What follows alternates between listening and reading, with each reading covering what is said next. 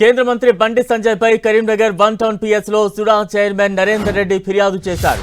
ఎన్నికల వేళ ఓటర్లను తప్పుదోవ పట్టించేలా, కాంగ్రెస్ పార్టీ ప్రతిష్టకు భంగం కలిగించేలా అసత్య ఆరోపణలు చేశారంటూ బండి సంజయ్ పై కంప్లైంట్ చేశారు. ఎన్నికల్లో కాంగ్రెస్ పార్టీకి నష్టం కలిగించేలా మాట్లాడిన బండి సంజయ్ పై చర్యలు తీసుకోవాలని కంప్లైంట్లో పేర్కొన్నారు. కరీంనగర్ మున్సిపల్ ఎన్నికల్లో విజయం సాధించేందుకు కాంగ్రెస్ ఎంఐఎం పార్టీల మధ్య 100 కోట్లతో ఒప్పందం కుదిరిందంటూ బండి సంజయ్ ఆరోపించారు. ఈ ఆరోపణలను తీవ్రంగా ఖండిస్తూ సుడా చైర్మన్ నరేందర్ రెడ్డి, జిల్లా లైబ్రరీ చైర్మన్ సత్తు మల్లేశం పోలీసులను ఆశ్రయించారు.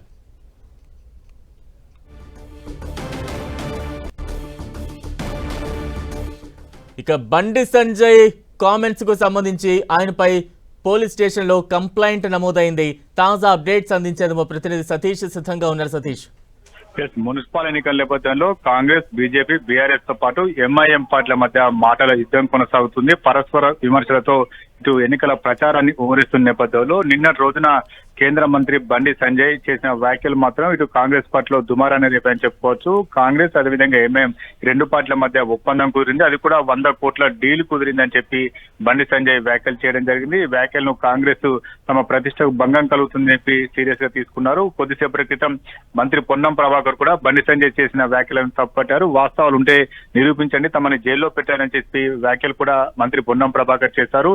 ఇదంతా కూడా మంత్రి బండి సంజయ్ చేసిన వ్యాఖ్యలు కాంగ్రెస్ పార్టీ ప్రతిష్టను దెబ్బతీస్తాయి. తమకు ఎన్నికల్లో ఇది ఒక ప్రభావం చూపుతుందని భావించినటువంటి కాంగ్రెస్ శ్రేణులంతా కూడా ఈ రోజు Karimnagar one town police station లో ఫిర్యాదు చేయడం జరిగింది. సుడా చైర్మన్ నరేందర్ తో పాటు లైబ్రరీ చైర్మన్ సత్తు మల్లేశం ఇద్దరు కూడా ఫిర్యాదు చేశారు. ఈ ఫిర్యాదులో కాంగ్రెస్ పార్టీ పైన తప్పుడు వ్యాఖ్యలు చేసినటువంటి బండి సంజయ్ పైన చర్యలు తీసుకోవాలని చెప్పి ఆ ఫిర్యాదులో పేర్కొన్నారు.